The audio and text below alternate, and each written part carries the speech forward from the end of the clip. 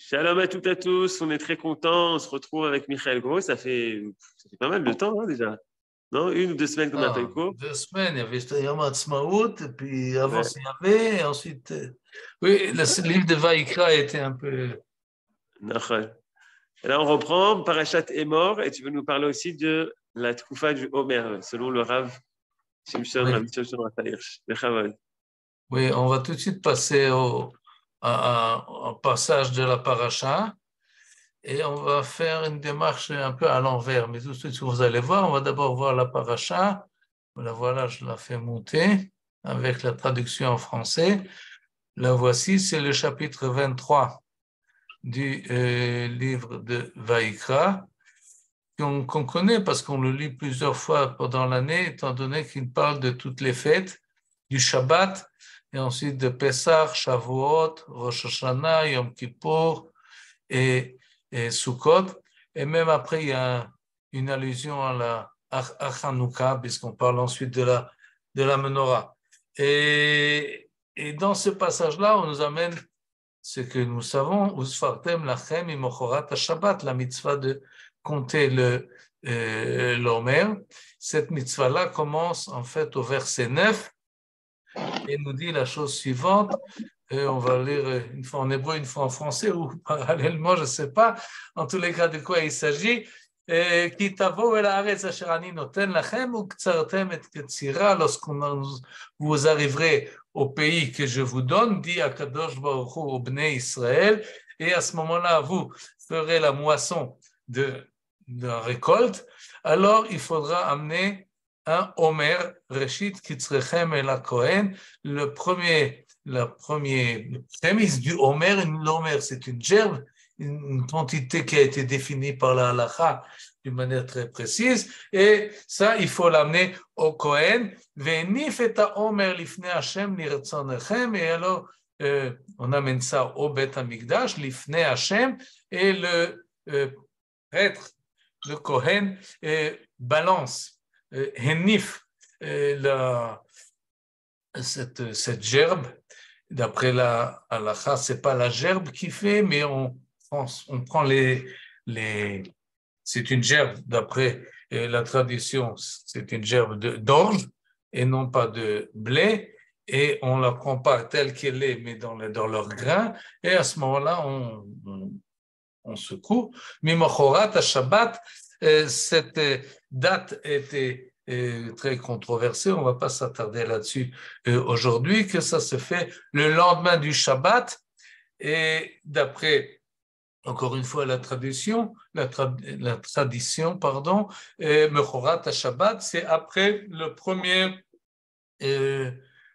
Yom Tov de Pesach, puisque la fête précédente était effectivement Pesach. On parlait ici un peu plus haut du fait de Pesach, et donc on arrive le lendemain du jour si on veut, le jour où on ne travaille pas, puisque l'ota asu kol melacha, mimochorat Shabbat, ce qui peut amener l'interprétation qu'il s'agit du Shabbat habituel, le 7e jour de la semaine. Mais alors, il y a question de quel Shabbat s'agit-il?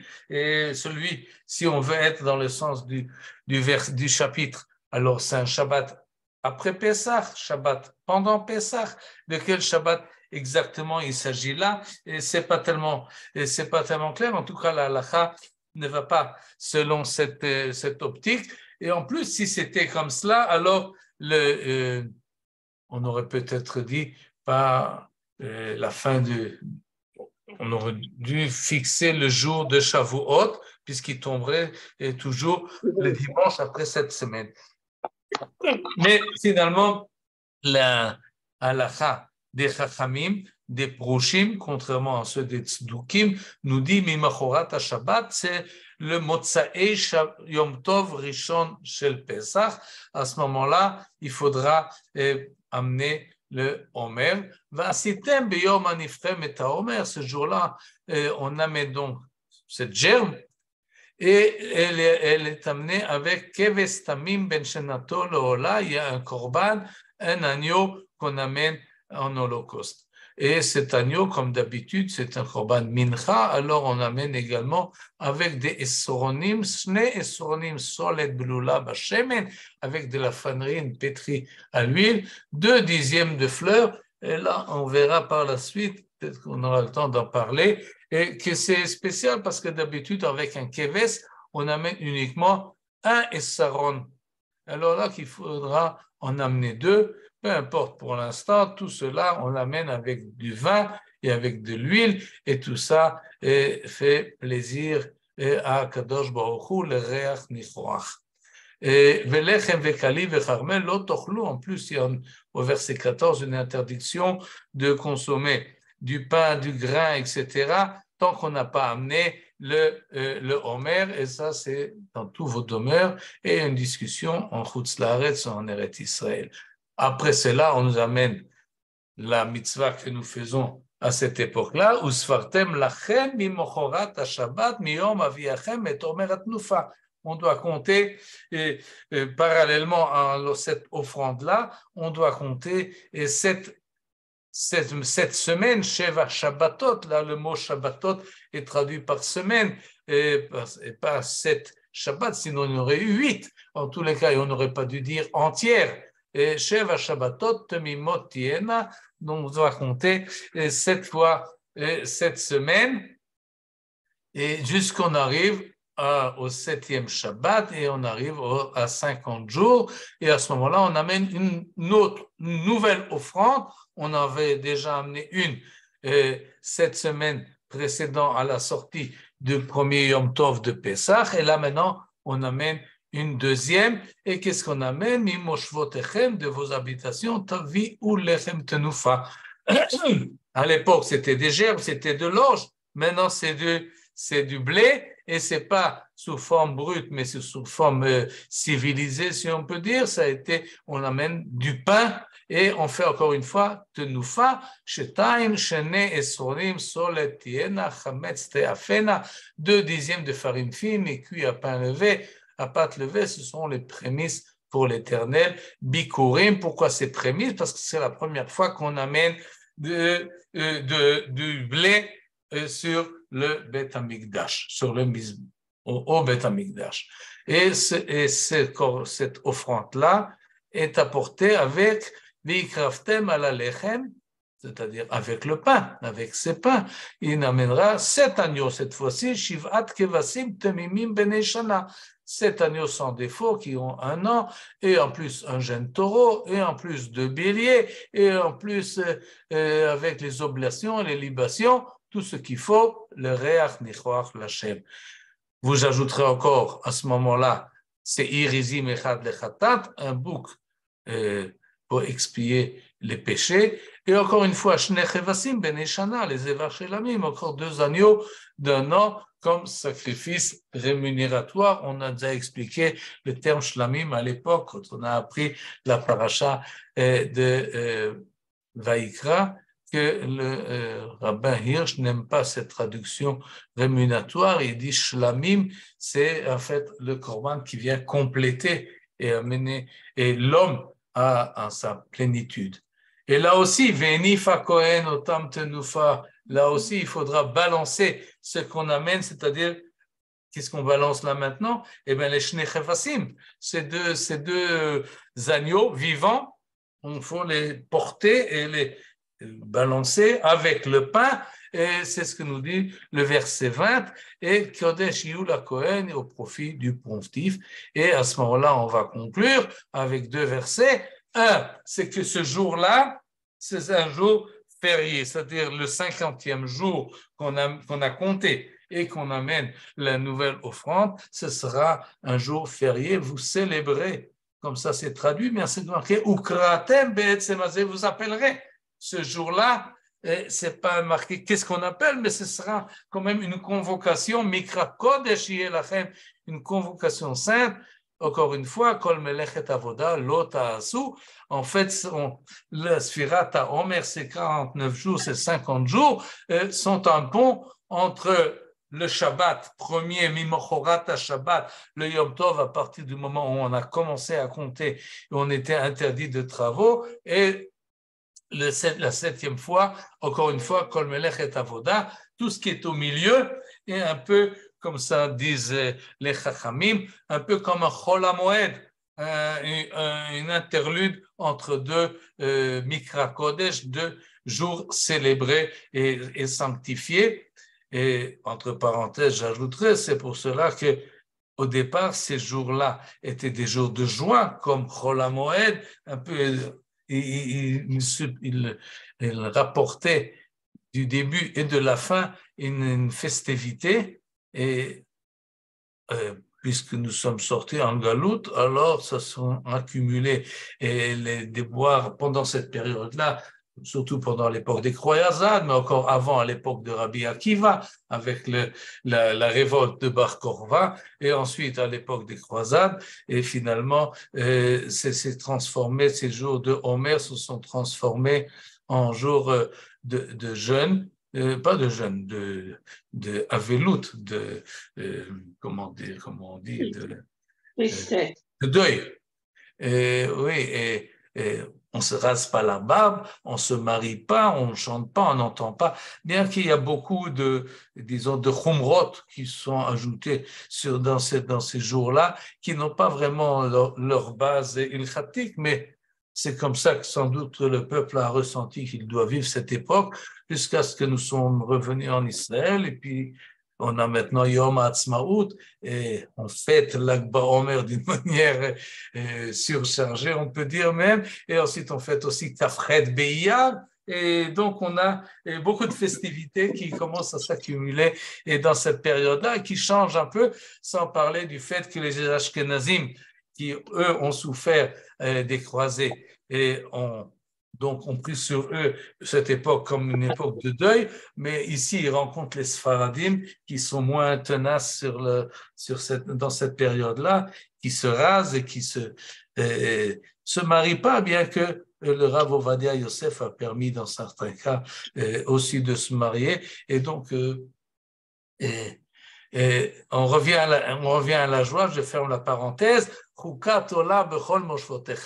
le dorotechem, par cela se finit, et c'est un statut invariable dans toutes vos demeures, dans toutes vos générations, il y aura cette époque de Sfirat HaOmer, et en plus on ajoute là une autre halakha qui n'a rien à voir avec n'a rien à voir avec les festivités, avec Pessah ou Shavuot, mais qui a à voir avec la saison, puisque on a parlé de la saison du Katsir, de la moisson. Alors il faut savoir qu'à l'époque de la moisson, il y a encore d'autres mitzvot à faire, pas seulement apporter au début et à la fin quelque chose au Beth Amikdash, mais également donner une part de la moisson à ceux qui n'ont pas de terrain, et donc tu laisseras la tienne inachevée au bout de ton champ. C'est ce qu'on appelle mitzvah PA, et ensuite il y a la mitzvah du glanage, le leket, et cela il faut le laisser aux pauvres et à l'étranger qui n'ont pas de terrain. Rappelez-vous de cela. Ani Hashem Elohechem, et par cela finit ce long passage du verset 9 au verset 22, qui nous parle donc de l'époque de Homer. Maintenant, je passe à Rav Shimshon Raphaël Hirsch, et on ne va pas voir tout ce qu'il dit parce que c'est plusieurs pages de ce qu'il dit là-dessus, mais on va voir les principes de base qui l'orientent. Et je vais peut-être faire ça un peu à l'envers, comme j'ai dit, c'est-à-dire pas commencer par son interprétation et d'en ressentir les principes, mais d'abord exposer les principes, et ensuite on va voir où est-ce qu'il arrive à les retrouver dans les psukim que nous venons de lire. Et pour cela, il faut que je fasse monter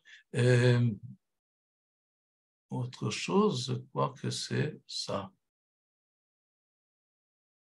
Oui, on va agrandir.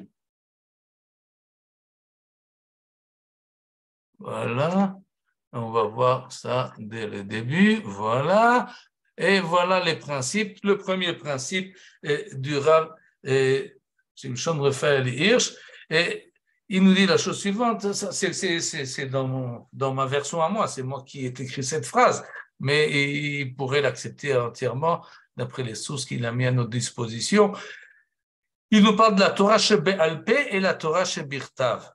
Et là-dessus, nous dit le Rav Shimshon Raphaël Hirsch, c'est l'idée suivante, que la Torah Shebe'al Peh, la loi orale, c'est-à-dire le Talmud et ses complémentaires par la suite, sont premières.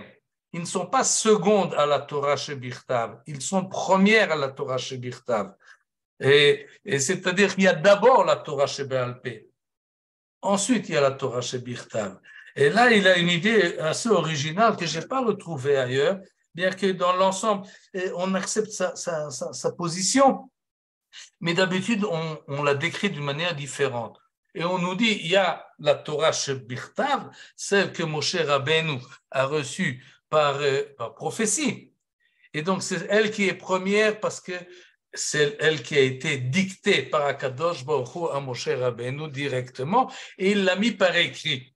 Ensuite, comme ça on nous dit d'habitude, Moshe Rabbeinu explique ce qui est marqué dans les textes, et cette explication, c'est la Torah Shebe'al Peh, et qui a été orale, n'a pas été écrite ni par Moshe ni par ses successeurs. Elle va être écrite beaucoup plus tard, à partir de l'époque des Tanaïm, à la fin de l'époque du Second Temple, au début l'époque de la Mishnah, Midrashé Halacha, et ensuite le Talmud. Et donc le Talmud et les Midrashim sont une explication de la Torah Shebirtav. Donc, comme ça on nous dit d'habitude, la Torah écrite, elle est première, la Torah Shebe'al Peh, elle est seconde.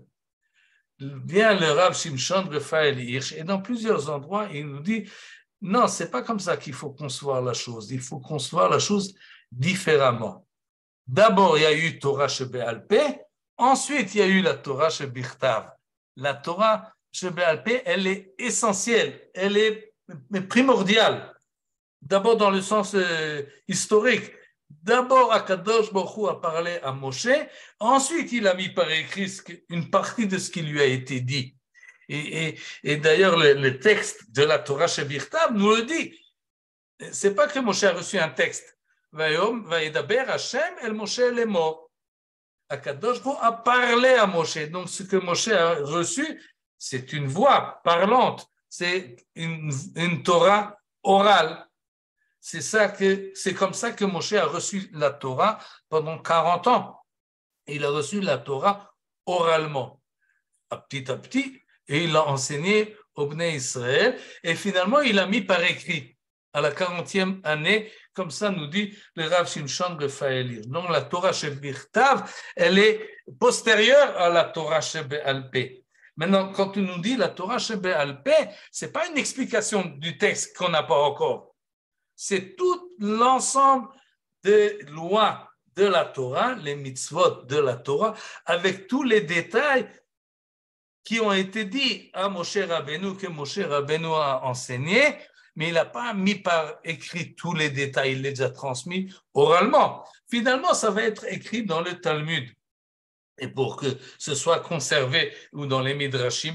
Mais la Torah Shebe'al Peh, entièrement, pour préciser, pour le Rav Hirsch, la Torah Shebe'al Peh, ce n'est pas une loi dynamique qui se change au fur et à mesure des générations et des changements historiques. Non, elle est figée, la Torah Shebe'al Peh. C'est une somme de lois très détaillées, et leurs détails, on les retrouve on les retrouve dans les écrits, parce que la tradition orale s'est interrompue. Alors, heureusement qu'elle a été conservée par écrit dans la Mishnah et dans le Talmud. Mais tout cela a été donné à Moshe Rabbeinu au Mont Sinaï. La Torah Shebirtav, en fait, c'est quoi? Elle est presque, elle est presque superflue, puisqu'on a la tradition orale qui a été transmise. Non, elle n'est pas superflue, parce qu'en plus, la Torah Shebirtav, c'est une création divine extraordinaire dans laquelle a été concilée plutôt, je crois qu'on dit, et toute la Torah Shebe'al Peh, tout ce que Moshe a reçu, toutes ces informations-là, eh bien, ils sont dans les plis de la Torah Shebirtav, on peut les retrouver. Comment est-ce qu'elle le retrouve? Avec les systèmes de la Torah Nidreshet Bahem, avec Kal Vachomer, avec Zera Shava, etc., etc. Tout cet apparat d'interprétation, on peut déplier, si on peut dire, le texte de la Torah et de retrouver tous les détails qui ont été dits oralement. On peut retrouver des remazim, des allusions, ou même un peu plus, dans un système très précis et dans la Torah Shebirtav. Et donc, cette conception-là, elle est spéciale au Rav Shimshon Raphaël Hirsch. Elle veut dire, à mon sens, essentiellement, que deux choses. Premièrement, la Torah Sheba'al Peh n'est pas quelque chose qui vient s'ajouter à la Torah Shebirtav. Elle est primordiale, elle est première. Et deuxièmement, on ne peut pas la changer. Ce n'est pas quelque chose qu'on peut faire évoluer. Et non, on l'a reçue, on l'a reçue au Mont Sinaï. Et donc, ceux qui veulent être fidèles au judaïsme, ce n'est pas la Torah Shebirtav qui doit être fidèle, mais c'est la Torah Sheba'al Peh. Et tout cela, évidemment, lorsqu'il le dit au XIXe siècle, quand il a en face de lui les mouvements réformistes et conservateurs, etc., qui essayent de changer les choses et qui diminuent l'importance de ce que les Chachamim nous ont dit. Ils nous disent que tout ce que dit le Talmud, c'est un ajout qui a dû être ajouté à une époque historique, mais en fait, ce n'est pas fidèle à l'origine. Eh bien, vient le Rav Shimshon Raphaël Hirsch avec son système de pensée, il dit au contraire, la Torah Sheba'al Peh, ça c'est l'authenticité du judaïsme, et la Torah Shebirtav n'est qu'un concentré de dictalo. Si vous avez entendu l'essentiel du cours, vous pouvez retrouver les traces dans les Écritures. Si vous lisez les Écritures sans avoir étudié et entendu la conférence première, eh ben vous ne comprenez pas le résumé qui est tellement concis quand vous regardez le texte par écrit. Donc, ce n'est pas le pshat du verset qui nous intéresse, mais c'est toute la tradition de la halakha qui est inscrite dans le verset qu'on essaye de relever. Ça, c'est... Raphaël, quand on parle de... En général, quand on parle de loi orale ou loi écrite, quand on parle de Torah Sheba'al Peh, etc., les notions ne sont pas tout à fait les mêmes. Et c'est plutôt, on dit, oral, c'est la tradition, Baal Peh, par écrit, c'est le Talmud. Mais si on parle de la Torah, c'est encore autre chose. Je veux dire, les notions, elles sont un petit peu floues, on va dire comme ça. Telles que tu les as présentées là, je ne sais pas comment il faut le comprendre. Un instant, qu'est-ce qui n'est pas clair? La position du Rav Shimshon Raphaël Hirsch ou les autres? Non, ce qui est pas clair, c'est plutôt la définition de qu'est-ce qu'on appelle Torah écrite, Torah orale, tradition orale et tradition écrite. Parce que quand on parle du Talmud, on dit il y a eu la tradition et après ça a été mis par écrit. Mais on ne parle pas ici de Torah, on peut dire c'est la même chose et tout ce qu'on veut. Mais enfin, je veux dire. Non, je vais essayer d'être plus clair. Comment? Je reprends d'une manière très... La discussion n'est pas qu'est-ce que c'est la Torah Sheba'al Peh du point de vue du corpus écrit. On sait la Torah Sheba'al Peh, c'est le Talmud, ses dérivés et ses antécédents. Ça, c'est la Torah Sheba'al Peh. On ne va pas ici reprendre toute la bibliographie. Pourquoi bibliographie? Parce que finalement, bien que c'est appelé loi orale, elle a été mise par écrit et elle n'est pas arrivée à nous par nos oreilles, mais par nos yeux quand nous lisons des livres.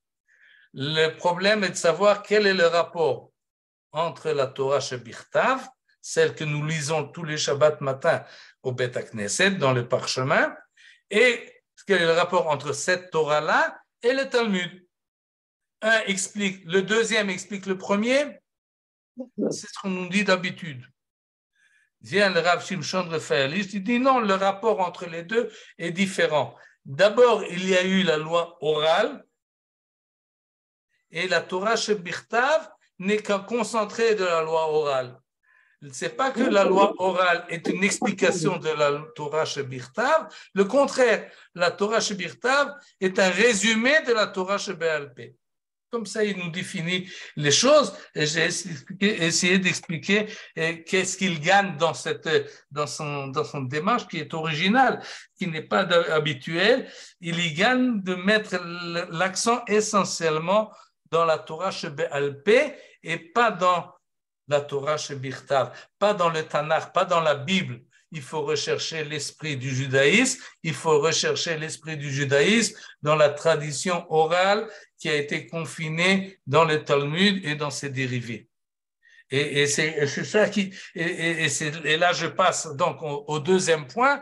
L'esprit de la Torah s'exprime essentiellement dans ses mitzvot et dans leurs détails ilchatiques. Je mets essentiellement parce qu'il y a quand même une part dans la Torah qui nous raconte des histoires à propos des patriarches, la création du monde, la sortie d'Égypte, etc. Mais si on recherche l'esprit de la Torah, comment dire l'esprit, les idées de la Torah, la manière d'être, la conception de la Torah, eh bien, il faut les chercher dans les mitzvot, dans les 613 commandements, et pas seulement dans les mitzvot comme ils sont formulés dans la Torah Shebirtav, mais également avec leurs détails, puisque leurs détails font partie sine qua non des mitzvot. Ce n'est pas des ajouts, les détails ilchatiques, c'est ce qu'il y a effectivement, c'est comme ça qu'on doit accomplir ces préceptes-là de la Torah. Et donc, si on veut comprendre l'esprit de la Torah, c'est dans les mitzvot qu'il faut les chercher, dans le comportement, dans leur application. Et quand on fait les mitzvot, on comprend ce que veut dire la Torah. Si on ne fait pas les mitzvot, on ne comprend pas. Michael, oui? Qui c'est qui a suivi la conception de Rav Shimron Ish à l'époque? Qui c'est qui a suivi cette façon de penser par rapport à la loi orale? Il avait beaucoup d'adeptes ou il était le seul à présenter ça? D'une manière générale, il a eu beaucoup d'adeptes, beaucoup d'influence. Il a encore une influence jusqu'à aujourd'hui. On peut trouver son impact. Dans cette définition-là de ce que j'ai dit à un instant à propos du premier article, non, d'habitude, il n'est pas suivi. Il n'est pas suivi. C'est pas que les gens n'acceptent pas cette idée, parce que finalement, ce qu'il fait, c'est qu'il renforce la Torah Shebe'al Peh, il la met en exergue. Oui, elle est essentielle, alors que d'habitude, on accepte d'ailleurs cette idée que on accepte le judaïsme qu'on appelle orthodoxe, et d'habitude, c'est pour ça qu'il est orthodoxe, il dit que toutes les halachot qui nous sont enseignées par la suite dérivent de la Torah Shebirtav. Ouais. Donc c'est presque, mais quand on pense sémantique, mais c'est pas sémantique la différence. Mais quand on pense au Dibour, c'est vrai que bon, c'est un peu logique ce que dit le Rav Hirsch, parce que Akadosh Baruch Hu a parlé à Moshe, donc tout a été créé par le Dibour, hein, jusqu'au Matan Torah, non? Oui. Mais tout de suite, on va voir. J'espère qu'on aura le temps de le voir à propos okay, des Aseret HaDibrot, parce que là, il y a quelque chose de quand même de spécial qui ont été écrits sur les tables de la loi au départ. Donc, peut-être les Aseret HaDibrot, c'est un peu différent, mais dans l'ensemble des 613 mitzvot, effectivement, le peuple juif ne les a pas eus sous forme de parchemin écrite. C'est vrai. Il les a eus par voie orale. Et c'est cela que veut insister le Rav Hirsch, pour qu'on ne fasse pas ce qu'ont fait les modernes, les réformés. Ils ont écarté la loi orale de la loi écrite et ils ont dit la loi écrite, oui, elle nous engage, mais la loi orale doit être adaptée, doit être changée, etc., etc. Et là-dessus vient le Rav Hirsch, il dit, si vous ne comprenez pas le rapport des forces, c'est l'inverse. C'est l'inverse. Mais où c'est qu'il met le Zohar alors? Dans quel paramètre? Tout de suite, dans la phrase suivante. Ah, pardon. Il arrive dans la phrase suivante, voilà le Zohar. Nous dit le Rav Hirsch, l'essentiel, c'est les mitzvot. L'essentiel, si on veut comprendre, c'est par leur application dans la pratique que l'on comprend. En plus, il y a un sens symbolique. à toutes ces mitzvot-là. Ce ne sont pas comment dire, j'ai oublié le mot, caprices, des caprices de Akadosh Baruch Hu, tu feras ça, tu feras ci. Non, toutes les mitzvot, même dans leurs plus petits détails, ont un sens symbolique. Et ils ont une raison d'être. Et donc, si tu veux comprendre l'esprit de l'ensemble de la Torah, étudie la halakha, pratique la halakha et comprends le sens symbolique de ce qu'on te demande d'appliquer. Et donc, dans cette démarche-là, en fait, il le dit explicitement, on n'a pas besoin de la philosophie. Je ne parle pas de la philosophie juive. On n'a pas besoin de faire de la philosophie, de réflexion logique, essayer de comprendre la raison d'être. Non, tu n'as pas besoin. Pour comprendre l'essence de la Torah, c'est la vie en fonction des mitzvot. Ne fais pas de philosophie, encore moins de mystique. Ce n'est pas dans la mystique qui explique le Zohar ou les autres livres de la Kabbale. Ce n'est pas eux qui vont nous expliquer la raison d'être des mitzvot. Les mitzvot, ce ne sont pas dans le Zohar qu'on peut trouver leur raison d'être, mais dans la halakha qu'on retrouve les raisons d'être et dans le sens symbolique des détails de la halakha. Et là aussi, et là-dessus, on peut dire d'une manière générale, il a été relativement suivi parce que de nos jours, évidemment, la mystique reprend le dessus. Et ici en Israël, en tous les cas. Mais quand j'étais jeune, moi, à Strasbourg, personne ne faisait de la mystique. C'était des bons juifs qui faisaient la halakha. Ils n'étudiaient pas non plus la philosophie. Ils faisaient de la halakhot. Or, cette manière-là je ne prends pas le judaïsme alsacien forcément comme exemple, mais vous retrouvez cette même démarche ailleurs, où des bons juifs appliquent les halakhot, s'identifient dans leur fort intérieur avec la Torah, sans avoir fait de réflexion philosophique et sans avoir recours à la mystique.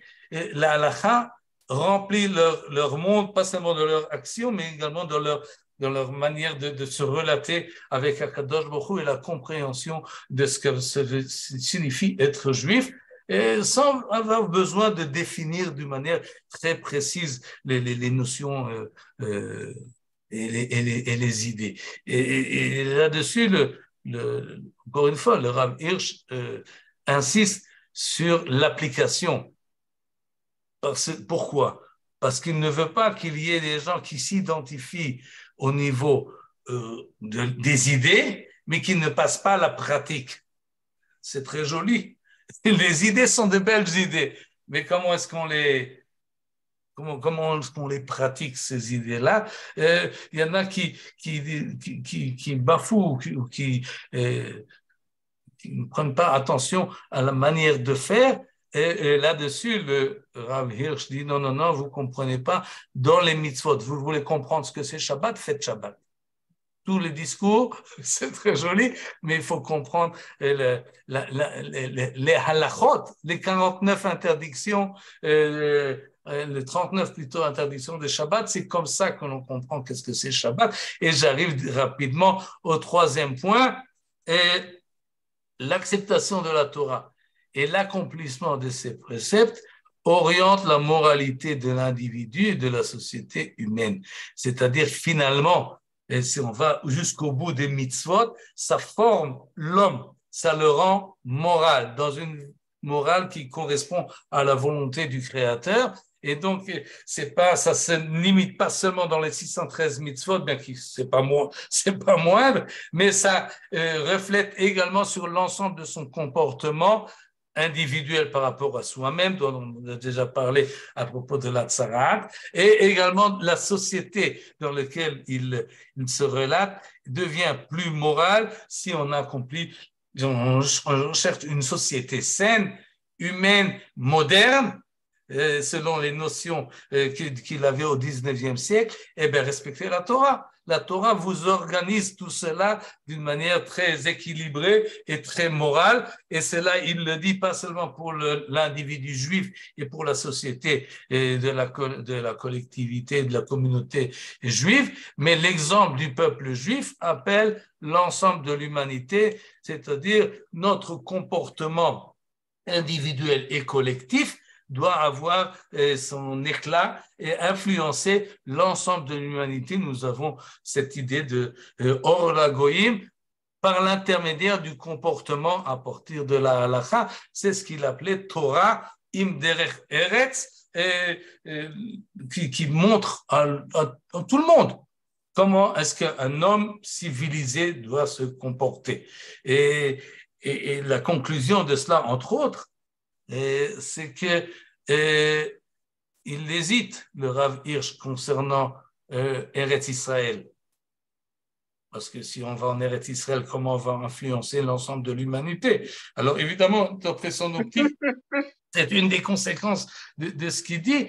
Oui, Eretz Israël, c'est un endroit géographique dans le monde qui est mis à la disposition de la société juive pour que nous puissions ici accomplir les mitzvot et montrer comment une société humaine doit se comporter. C'est un outil, Eretz Israël, ce n'est pas un but en soi, ce n'est qu'un outil qu'il faut s'en servir. Et alors il faut voir si on n'a pas de meilleur outil ou si c'est l'unique outil qu'on peut utiliser à l'époque dans laquelle on vit.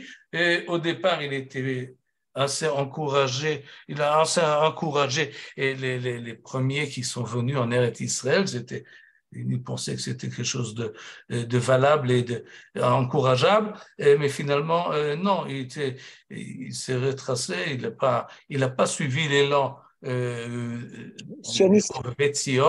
Il faut aussi savoir que le Rav Hirsch est décédé en 1888, une dizaine d'années avant le premier congrès sioniste mondial.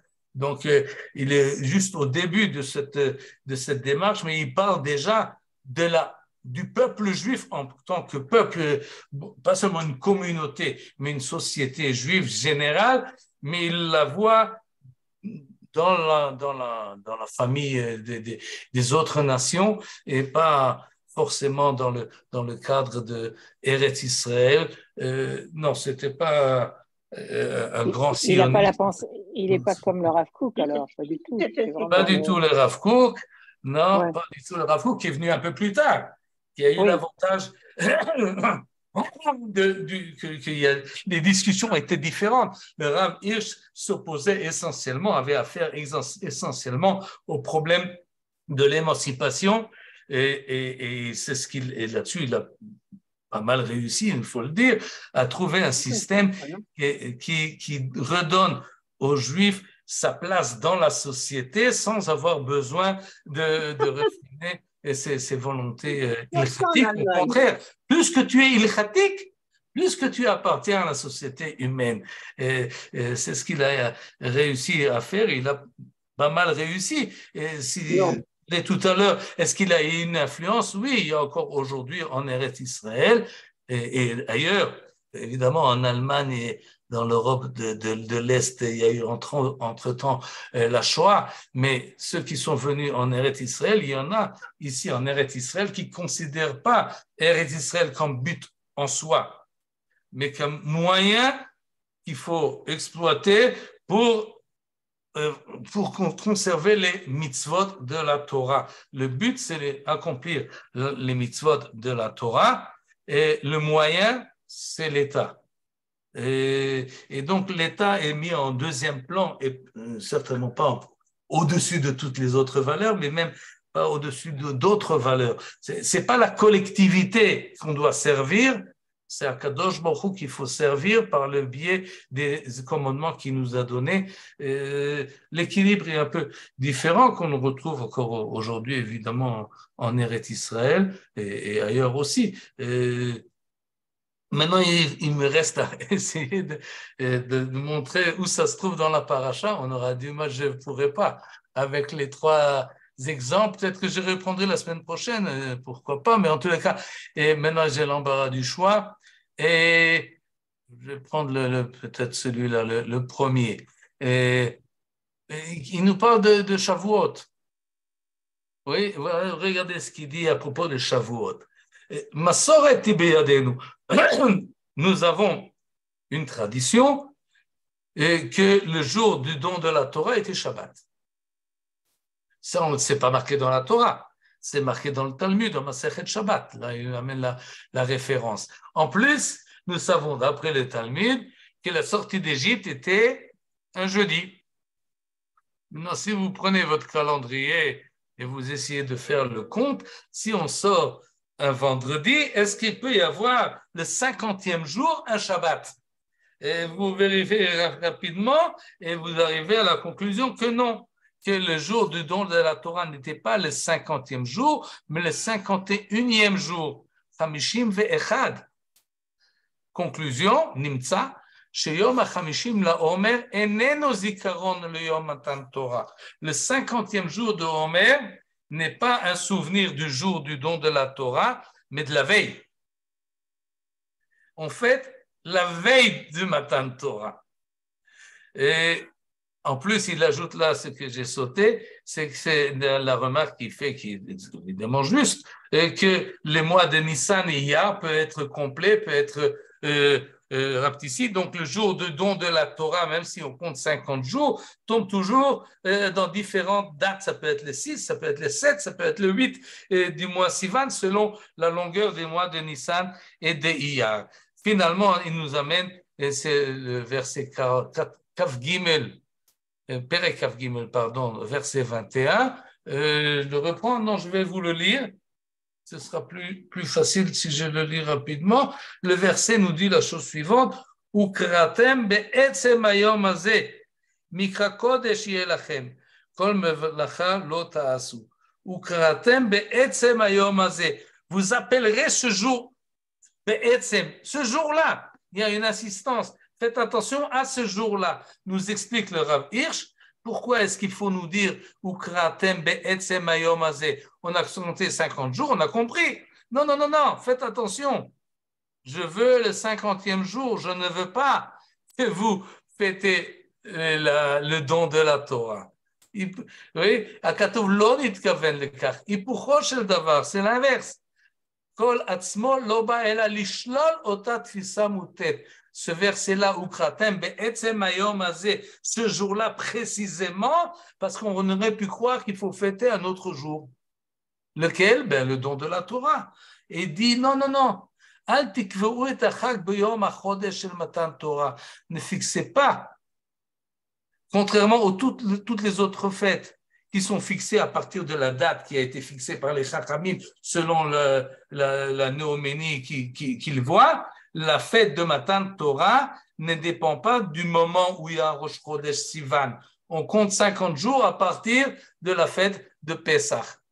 Et ça, c'est l'idée qui est Beyom HaChamishim LaOmer.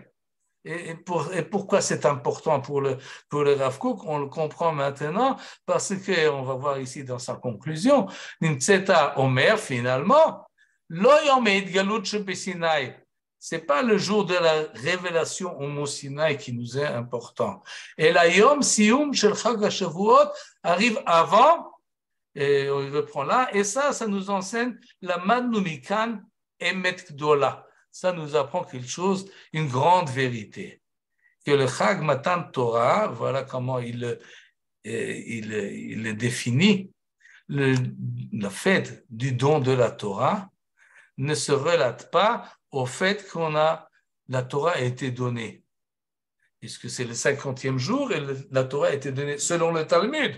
Mais on a déjà vu tout à l'heure que l'essentiel de la Torah se trouve dans le Talmud. Et là,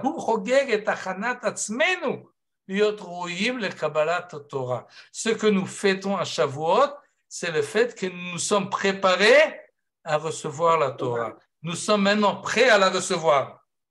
C'est ça qu'on fête le jour de Shavuot. Le fait que nous sommes arrivés à Bashlut, on a mûri. Et demain, on va recevoir la Torah. Oui, on va la recevoir. Mais le fait que nous sommes capables de la recevoir, c'est cela que nous fêtons selon le Rav Shimshon Raphaël Hirsch.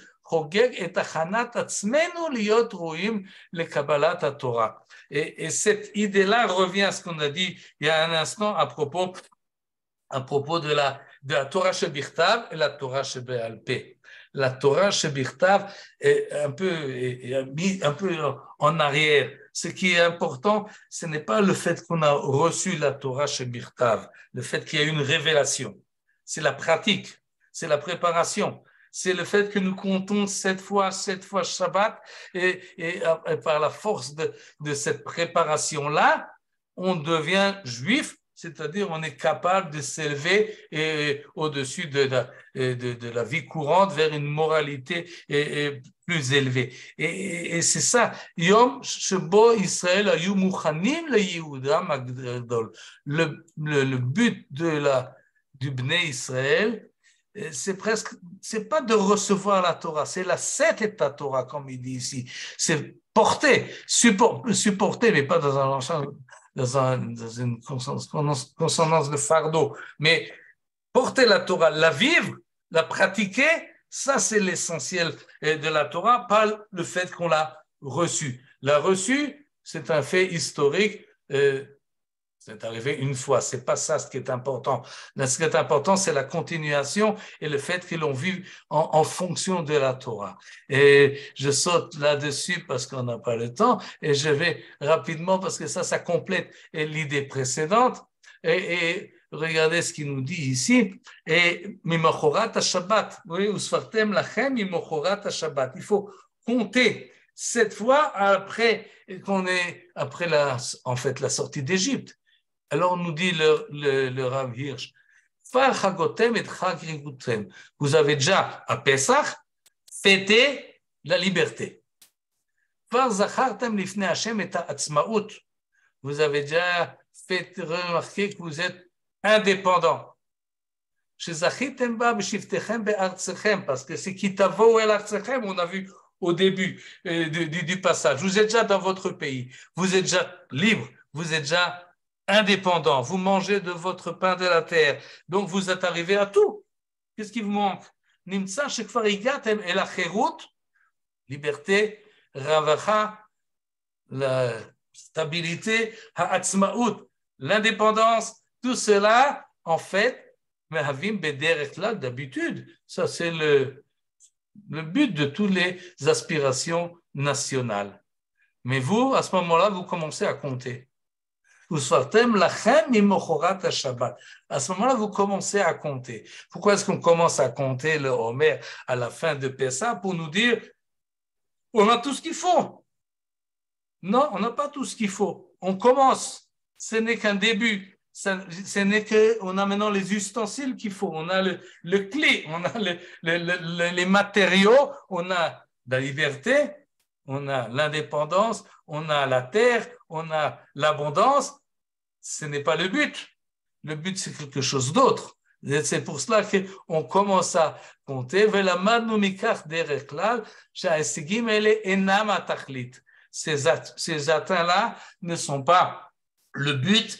Et la rakatralat hasheifot aloumiyot, ce n'est que le début des aspirations nationales. Il parle de nation. Ce qui est relativement nouveau. Au 19e siècle, on parle évidemment l'État-nation et en Allemagne et en France et dans toute l'Europe. Et c'est une idée que l'on comprend, c'est là-dessus que le sionisme s'est basé et s'est élevé. Mais il parle d'une nation qui a une aspiration au-delà des besoins de la terre, au-delà du besoin d'une définition nationale. Il pourrait à la rigueur même se permettre d'être une nation comme d'autres le pensaient, pas lui, qui est diffusé, qui est l'essentiel de sa nation. Ce n'est justement pas la terre, mais son esprit spirituel et moral. Non, lui, il cherche quand même à créer une société, mais une société qui commence avec Chag HaAtzmaut, qui n'arrive pas à Atzmaut comme summum, mais à partir de Atzmaut, on commence à s'élever. Et c'est ce qu'il nous dit là avec Usfartem, Lachem imochorat Shabbat, et il insiste là tout un passage que je n'ai pas ramené. Pourquoi c'est 7 Shabbatot? Justement parce que l'idée de Shabbat est centrale là-dessus. Nilmad, que nous soit enseigné, que nous apprenons, que le monde naturel, le monde physique, qui est dominé par l'homme, qui des fois est plus fort que l'homme,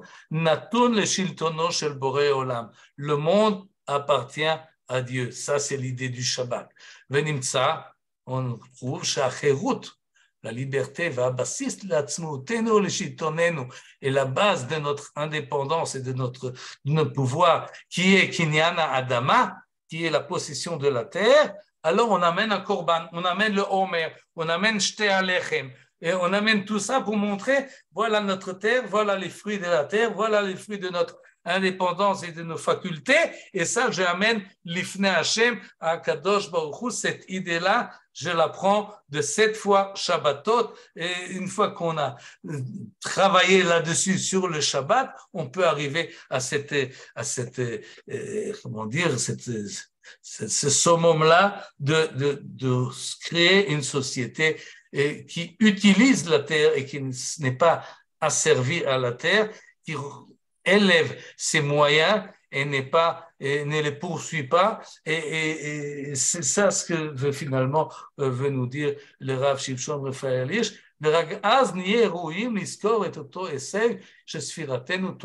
C'est pour ça que nous comptons à partir du fait que nous avons acquis une terre et une liberté, et quand nous comptons, ça va nous amener au but véritable, chez la Cherut HaMuftachat, de la liberté qui est promise à l'idée Kinyana Adama, le fait que nous possédons la terre, et ça doit nous amener à une plus grande liberté, à une plus grande élévation morale, spirituelle et religieuse, évidemment. Pour lui, ça va de pair. Et on n'a pas vu ce qu'il y avait au milieu, mais essayez de voir cette position-là du Rav Shimshon Raphaël Hirsch, qui fait face à la modernité et qui la critique d'une certaine manière, mais qui présente la Torah comme une réponse aux problèmes du moment et de l'heure, et même dans son langage. Il n'emploie pas un langage rabbinique habituel. C'est quelqu'un qui est très ancré dans son époque et qui a trouvé, quand même, il a réussi de cette manière-là, en tout cas, à entraîner la hitbolelut, l'assimilation, et il a proposé une autre manière de concevoir le judaïsme, qui, comme dit, a été arrêté au milieu du XXe siècle, mais qui a encore ses ramifications ici, bien que ici, ça s'est rajouté à d'autres idées qui la complètent par l'intermédiaire du Rav Shimshon Raphaël Hirsch ou du Rav Kook, mais il a ses mérites à lui. Très intéressant. Pardon, je n'ai pas entendu. Son modèle n'a pas influencé le peuple allemand, bien au contraire. Non, il n'a pas réussi à influencer le peuple allemand, pas du tout. Non, pas du tout. Non, pas du tout. Non, je voulais penser que peut-être aujourd'hui nous avons une certaine influence, mais d'une certaine manière, oui, mais on n'en est pas encore là. Non, mais il a eu ces communautés qui l'ont suivi, pas seulement dans ces idées-là, mais dans les autres idées dont on a parlé les autres fois par rapport à la réforme, par rapport aux autres communautés, cette manière d'organiser, et surtout Torah im derech eretz, le fait qu'il faut un bon juif doit avoir un métier, doit avoir sa place dans le monde, comment dire, dans la société. Mais ça, c'est très intéressant de savoir que, déjà, quand on invite quelqu'un, savoir avoir c'est très bien, je veux dire, c'est vraiment l'application de certaines mitzvot de chesed, d'inviter, tout ça. Enfin, Il y a des choses qui sont intéressantes quand on y pense et ça date quand même il y a 2 siècles, quoi. Oui, et d'ailleurs, il est assez socialiste du point de vue économique. Oui. D'ailleurs, les mitzvot, on ne l'a pas vu, mais leket, shichera, pea, dont on a parlé, qui juxtapose à la mitzvah du Bikurim et de Homer qui se passe au Beth Amikdash, nous renvoie sur le terrain dans le champ. Et fait attention là à ceux qui n'ont pas de champ, il en renforce très, très fort, d'une manière très forte, le Rav Hirsch. Oui, ces mitzvot-là, c'est le but finalement de la Torah, de créer une société morale qui tient compte des individus qui n'ont pas les moyens. C'est pas quelque chose, une bonté qu'on leur fait, c'est une obligation. Ça fait partie de la définition du peuple juif. Oui, tout à fait. Toda Rabba. Kol Tov, Erev Tov. Shabbat Shalom, Toda Rabba. Shabbat Shalom, Shabbat Shalom. À la semaine prochaine. À la semaine prochaine. Bravo. תודה רבה. תודה לכם.